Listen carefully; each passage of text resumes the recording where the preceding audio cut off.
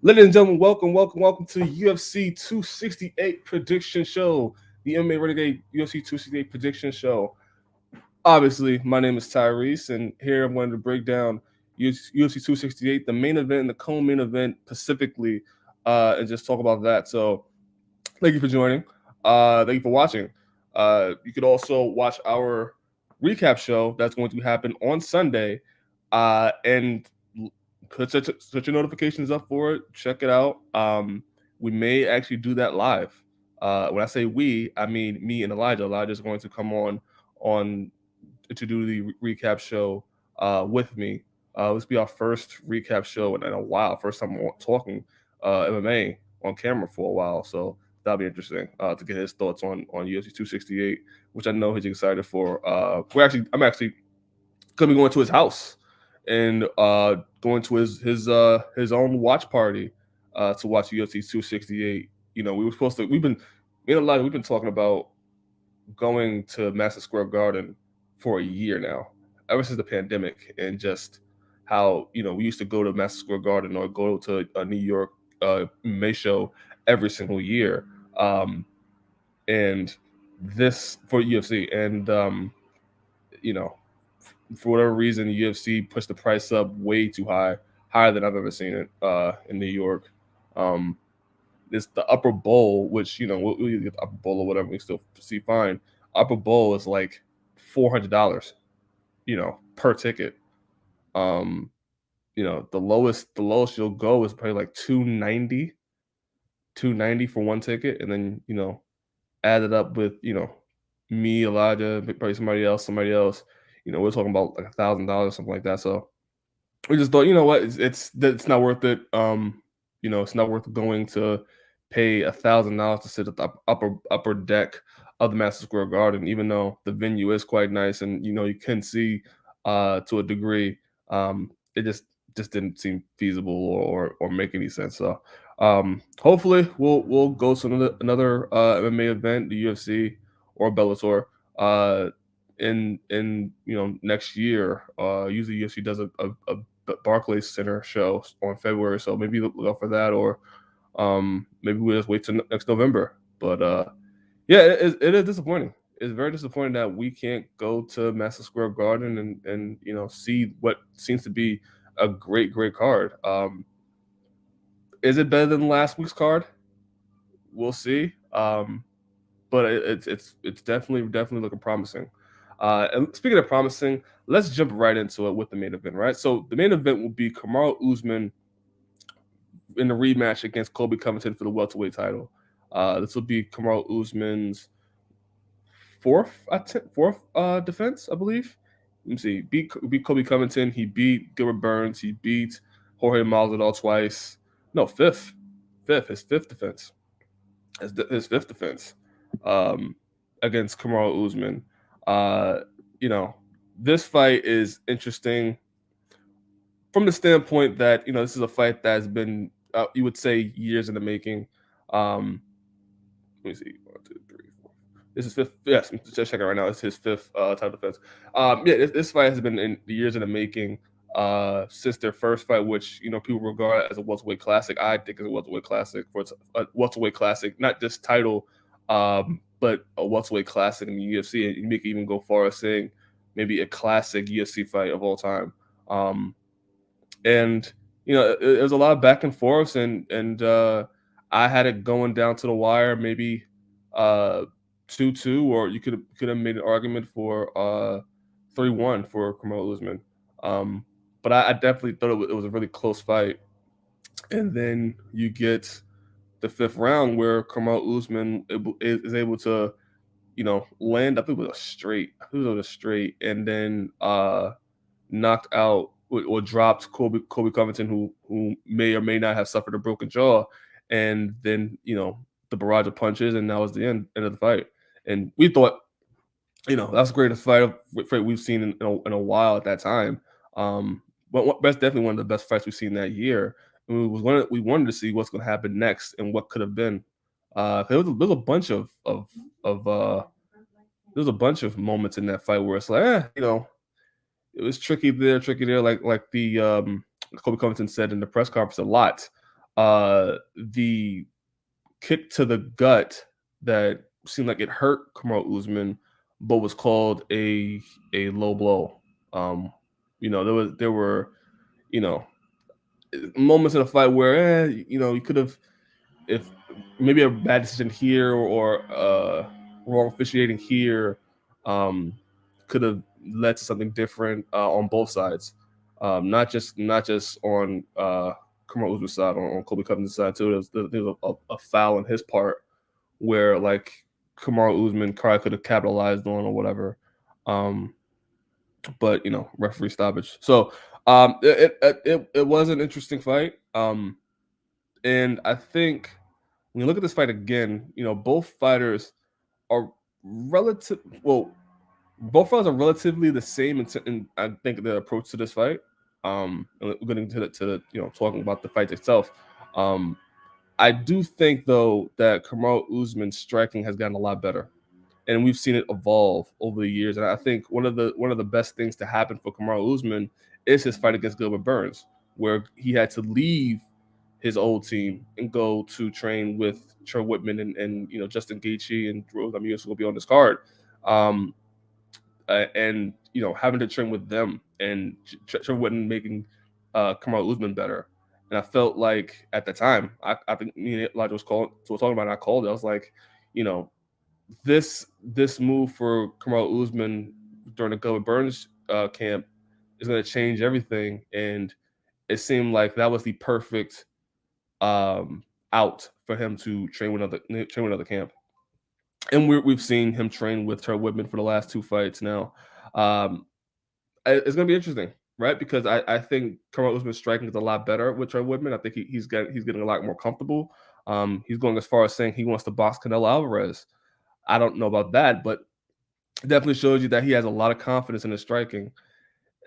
One of the things I'm like looking at this fight, and I wonder how much of a difference it makes when you look at the first fight, right? A lot of the first fight was Kamaru Usman was the power. He was the power puncher, and Colby Covington was the guy that he may not have the power, but he's going to throw a bunch of strikes and try to tag you and try to touch you up just enough to set up other things.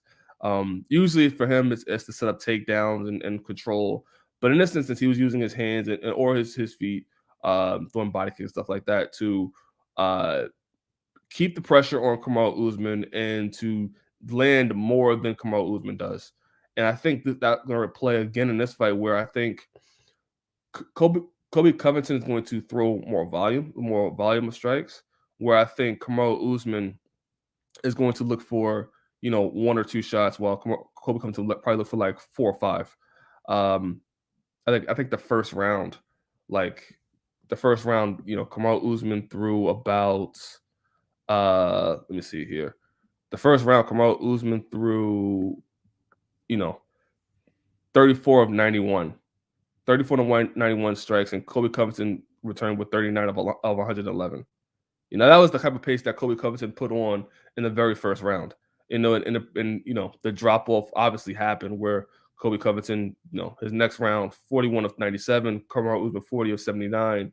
And we started to see it sway more in the favor of Kamaru Usman as the fight goes on.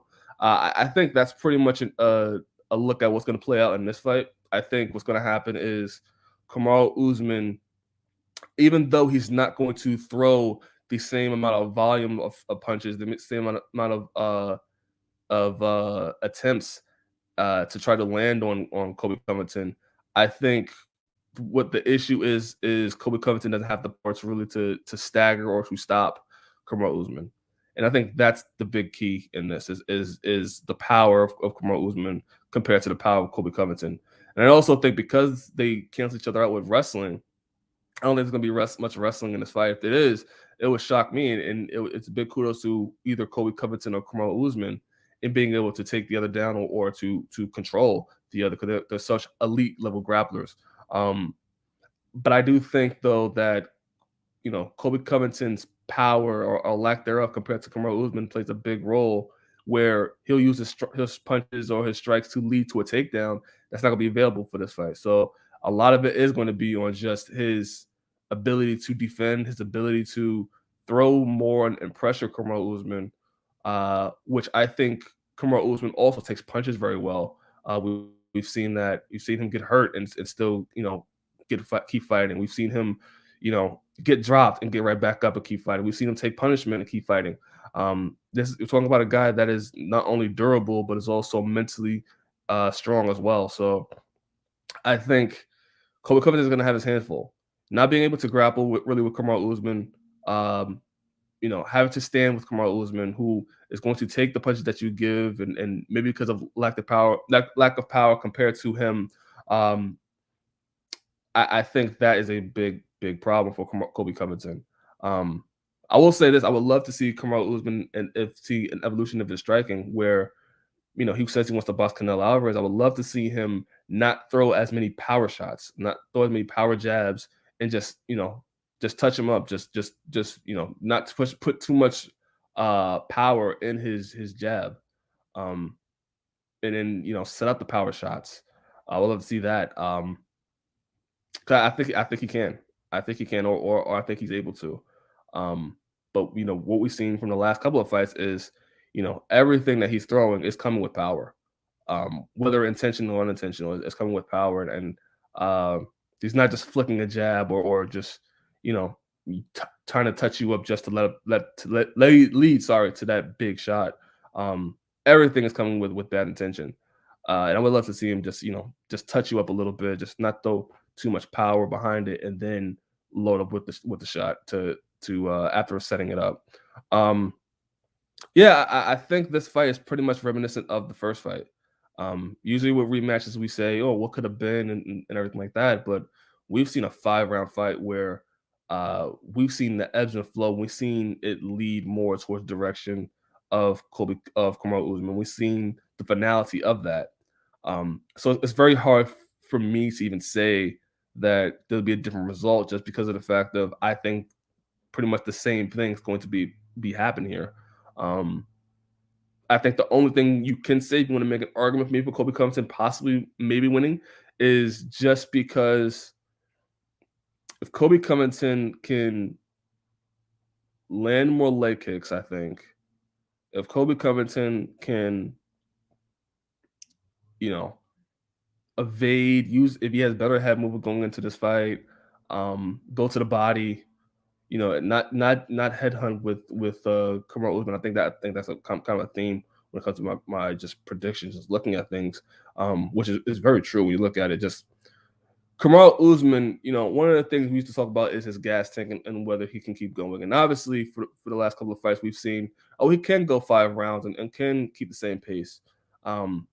Let's see if we can kind of get back to, you know, making Kamaru Usman work. And then maybe with that, we could kind of look at, okay, we go to the body, we get Kamaru Usman tired, we are overwhelming him, not just going for tit for tat on trying to go to the head and trying to land a power shot.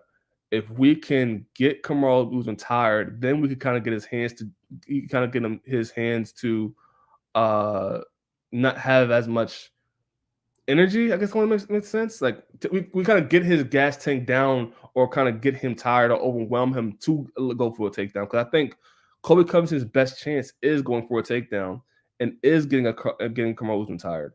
If Kamaru Usman is still fresh and he's still able to strike with Colby Covington, I think it spells disaster for Colby Covington. It has to be Colby Covington's way to win is by taking Kamaru Usman down, is by controlling him, and is by winning by decision. He's not going to win by knockout. He's not going to finish Kamaru Usman. It has to be by decision. It has to be by him controlling. And if Kamaru Usman is fresh, he's able to stand. He's not really facing any difficulties in terms of just leg damage or fatigue. I think that spells a big problem for Colby Covington because he's going to keep walking him down and keep moving forward. And I think that's a big issue. And I would also say for Colby Covington, he has to be the one to move first. He has to be the one pushing the pace. He has to be the one keeping Kamaru Usman on his back foot and lessening the power of Kamaru Usman. If Kamaru Usman is able to plant his feet and able to walk you down, that's going to be a bad situation for him. And so he has to be the one to push forward and make Kamaru Usman work. constantly. Whether it's getting him in the clinch, whether it's bullying him, whether it's going to the body and maybe that even leads to more headshots, maybe even see more head kicks in this fight for Kamaru Usman. I mean for Colby Covington. I think he doing a spinning back fist in the last fight as well, like mixing things up. But regardless of anything, regardless of what Colby Covington can do, whether it's leg kicks or what have you, his main objective to win this fight has to be getting Kamaru Usman tired and taking him down and trying to control him. And that's the only way he wins this fight. And by that alone, my pick for this fight, and I know I went about 10 minutes talking about this fight because it is interesting. My pick for this fight is Kamaru Usman, and I say Kamaru Usman gets this done the same exact way. I think he finishes him by TKO, and I could see it being done either in the third or fourth round. I could see the same thing where Colby Covington is throwing a lot more in the first round, but Kamaru Usman is landing the bigger shots, and then it just trickles down to the second, third, and maybe the fourth round to where Kamaru Usman finishes him ultimately. And yeah, and from there, where does Kamaru Usman go from there? We'll see. There's Vicente Luque that's still there. Nate Diaz is teasing a fight with one of them. You got Kazmat Chimaev, who may or may not be pushed as the next title contender. Leon Edwards is still there. There's a bunch of fights at welterweight for Kamaru Usman to fight. In the back of my mind, though, part of me thinks that Kamaru Usman is starting to feel that maybe it's time to start thinking about what's next, right? And part of me feels that Kamaru Usman is considering big fights, big money fights, to possibly be able to get his bag and then right out to the sunset and do what's next. That's what I think. And it wouldn't be bad because I think Kamaru Usman has the talent, not just his personality. I think he has charisma. I think he's able to show that over the last couple of years as he got more confidence. And I think Kamaru Usman can do other things outside of MMA as well. So I definitely do think that Kamaru Usman may be considering, that's why the Canelo fight, is there. Maybe that's why these other matchups that he's tried talking about with, McGregor or whatever is there, because I think he is thinking about the long-term game. And I think he is thinking about, maybe fighting a couple of more fights to get that big number or get that big payday. And then I could ride up into the sunset and then I could do other things or focus on other things. I think in the next couple of years, we're going to be talking about Kamaru Usman possibly looking for, possibly contemplating more about retirement and probably the next, 2 or 3 more fights, I would say, if it doesn't change. But that's my thoughts on Kamaru Usman as of right now. Moving on to the co-main event. Co-main event features RoseNamajunas versus Weilii Zhang in a rematch. Their last fight lasted, I believe less than 2 minutes. RoseNamajunas knocked out Weilii Zhang with a there was a question mark kick. It was a question mark kick, a lead question mark kick. It's very hard to say, like, to deep dive and think about this fight just because of the fact of how that first fight went and how it was over with less than 2 minutes. And it kind of changes your perception on what you think could happen or what have you. And I think one of the interesting storylines of this is Weilii Zhang coming to America and training with Cejudo. Then that's a big storyline element to it. And now it's coaching versus coaching with Trevor Whitman versus a team that Cejudo have over there. Also, I think one of the things that were being talked about was Weilii Zhang and the travel that she had to do for that RoseNamajunas fight, and having to travel from place to place and having to deal with COVID restrictions and traveling and everything like that.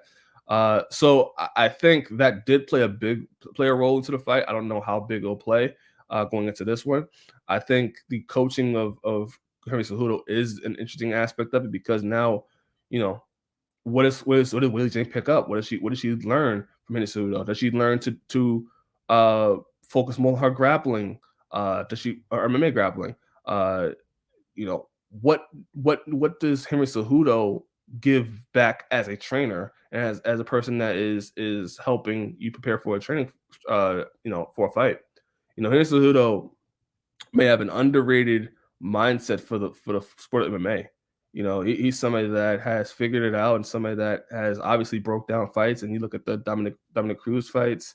um he's somebody that the Demetrius Johnson second fight, like he's somebody that seems like he has high level MMA IQ, but it doesn't get talked about enough. If that makes sense, it doesn't get talked about enough with the John Joneses of the world, with the Dominic Cruzes of the world, with these other guys that we know when they praise them for their mindset for MMA. And maybe that changes that with this fight.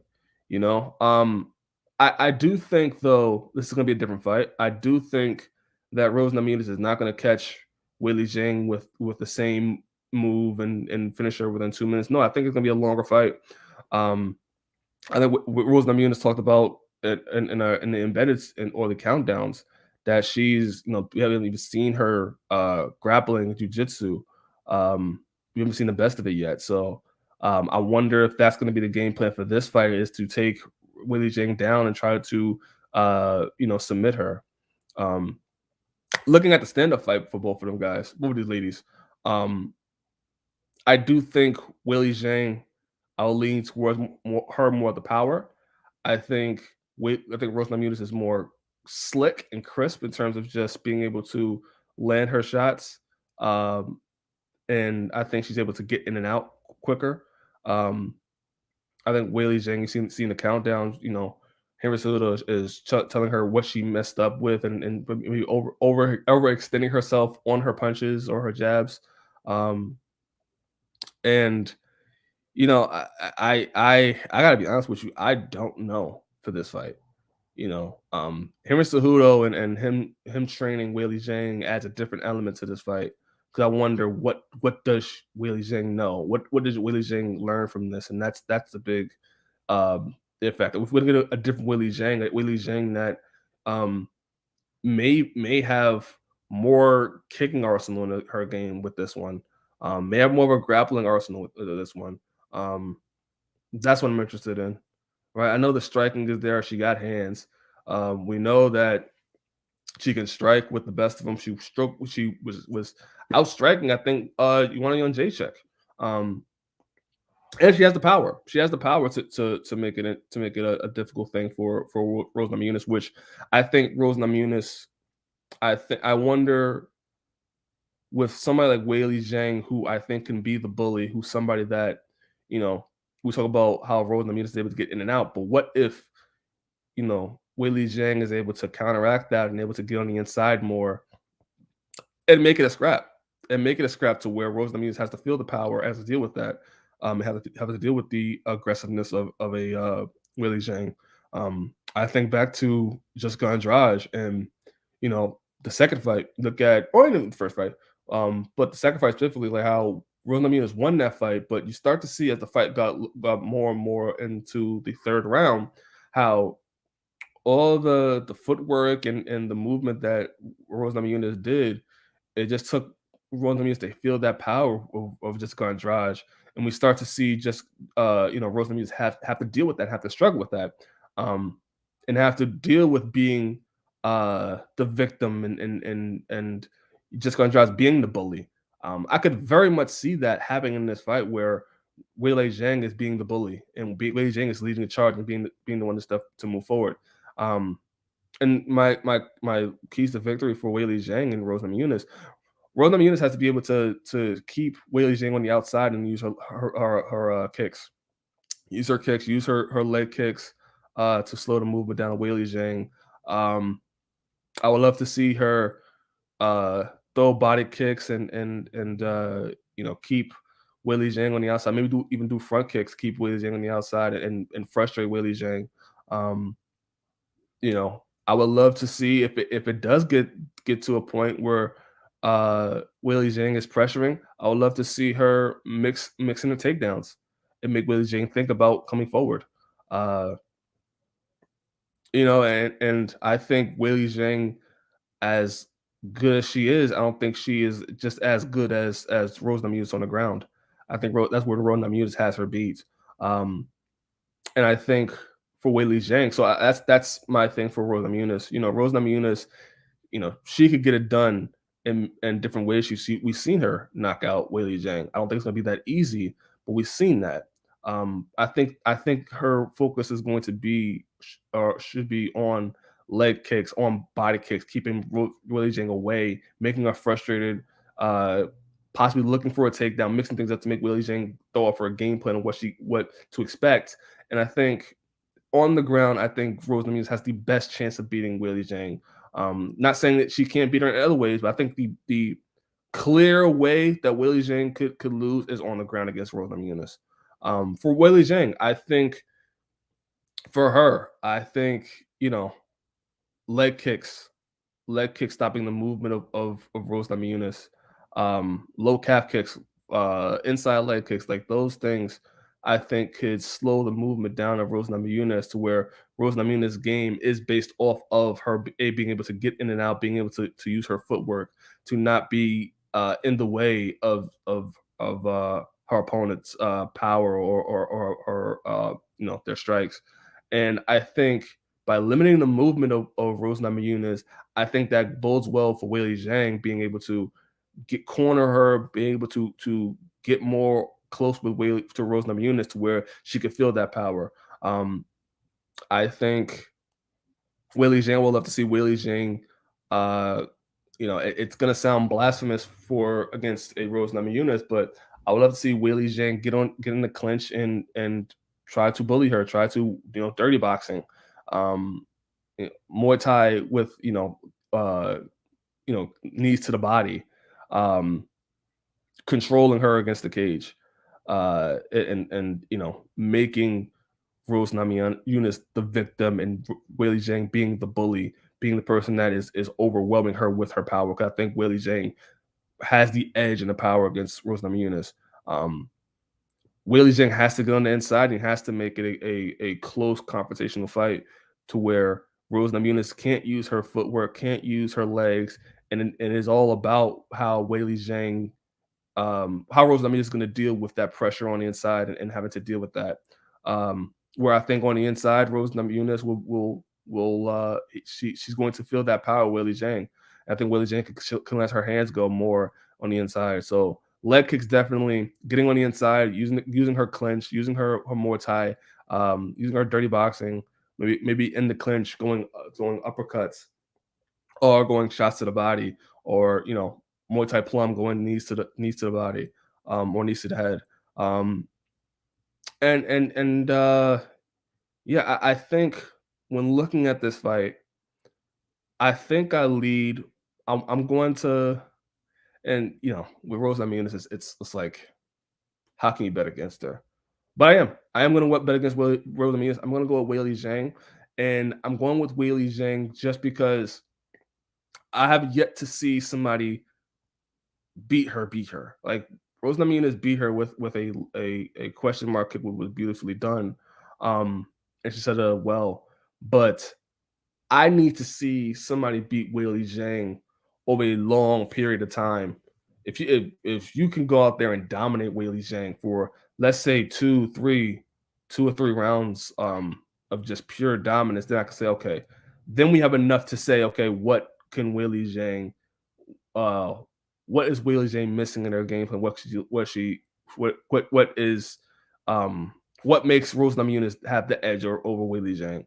I feel like the first fight you don't really get enough of an answer, and I feel like the Joanna and JJ fight, I'm still looking at that. I feel like even though Joanna and JJ had moments in that fight, great moments in that fight, I felt like Weilii Zhang had control of that fight, and I felt like Weilii Zhang, um, obviously she beat her, But also, I feel like even when you thought maybe Weili Zhang is going to tire out, maybe she's not going to handle that pressure. She can't. She not only delivers, she over delivers and having a better round towards the later half of the fight. Um, like so then you can't even think about, well, if the gas tank is there. No, we know she has a heart of a champion. We also know that she is willing to dig deep and willing to come out even stronger in later rounds. And correct mistakes she had in the fight. They're like, this fight is so hard to look at and say. And I'm not giving a clear reason as to why I'm picking Weili Zhang, but I am going to pick Weili Zhang just because I think Weili Zhang has the power. I think Weili Zhang with Herman Cejudo, I think that is an interesting dynamic that I have yet to see. So that also sparks my interest as well as what she's going to bring to the table. And I think with Weili Zhang, I think we have to see it. We have to see her get dominant. We have to see her get bested for a couple of rounds in order to really say, okay, what is a clear problem for her? What, because ever since she stepped into UFC, she's been mostly dominant. Except for the Joanna Jędrzejczyk fight and of course the RoseNamajunas loss, she's been spectacular. So what is the chink in the armor of Weili Zhang that we could say, okay, she needs to work on that, and that's why I lean towards the other person, right? And we haven't seen that. I've seen RoseNamajunas deal with the Jessica Andrade and have struggled with that. And that's one of the reasons why people said with Jessica Andrade, she's a person that could probably give it to RoseNamajunas just because of the power and just having to deal with that. And we've seen it in the first fight. We'd also see it a little bit in the second fight, even though RoseNamajunas won. We've seen that, okay, no, RoseNamajunas could get touched up, and how she deal with that, and how she maneuver out of it. And we're seeing a 5-round fight with a person that I think is better than Jessica Andrade at this stage of her career, and I think has a little bit more better boxing, and has maybe a great coach a great trainer that helped her prepare for this fight, and that is going to maybe evolve her more than what she already is, and that's scary. So I got Weili Zhang winning this fight. No disrespect for RoseNamajunas, no disrespect for Colby Covington, but those are my picks for the main event, co-main event. Other fights in this card, you got Justin Gaethje versus Michael Chandler kicking off the show. My quick prediction: I got Michael Chandler winning. I think Justin Gaethje. Again, my big thing with Justin Gaethje is just how he protects himself, and I think with Michael Chandler, someone with that power, and his also the bigger reach, the smaller guy as well. So, Justin Gaethje going to have to punch down where Michael Chandler is punching up, and I think those overhand rights of Michael Chandler, where he likes to throw he likes to throw a shot or throw a punch, just to gauge distance on where the other person is at, and then lead with either overhand or a hook. And I think that just knowing that alone is an option for Michael Chandler. Without even thinking much about the fight itself, I think I'm going to lean more towards Michael Chandler, possibly knocking out Justin Gaethje. There's other fights on the card. Bobby Green versus Ali Quinta. You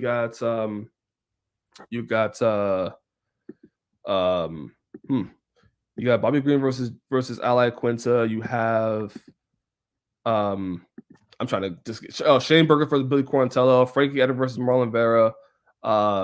There's some other interesting names on this card. Ian Gary is making his UFC debut against Jordan Williams. I have Ian Gary wearing that.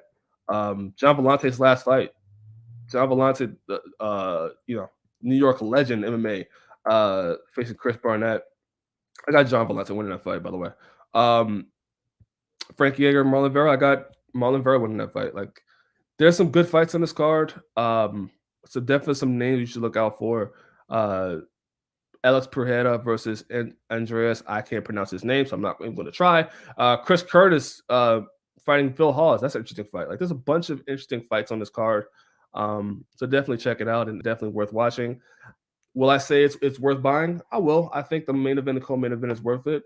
I think Michael Chandler and versus Justin Gaethje opening the card is worth it. I think even the prelims is worth watching. There's a bunch of fights to watch in this card, and a lot of interesting storylines that make this card exciting. So definitely watch it. Definitely check it out, and definitely check me and Elijah out in the reaction show the next day following, we're going to, I don't know. I will say this. I'm leaning more towards doing a live show. I am. I'm being, just because it's me and Elijah being back for the first time in a while. I'm leaning more towards a live show, and I think set your notifications because things could change, things can happen. Scheduling and just, hey, we had to push this back or whatever, or yada. I mean, so definitely set your notifications to channel. Definitely look out for us. If we're going live, we're probably going to be at 10 o'clock in the morning doing a live show. And yeah, tap in with us and check us out and talk to us. Definitely let us know what you think of the fights. So yeah, that is the prediction show. I have KamaruUsman, I have Weilii Zhang, I have Michael Chandler, I have Chito Vera. And I think that is it. I think that is the main card or the biggest fights off the main card. So definitely check out UFC 268. Sorry I couldn't be there live to watch it, but I'll be watching it with Elijah, watching it with a couple of friends, and I'll let you know all about it, and I'll let you know my thoughts in the reaction show. So signing off for right now, my name is Tyrese Simon. This has been the UFC 268 prediction show.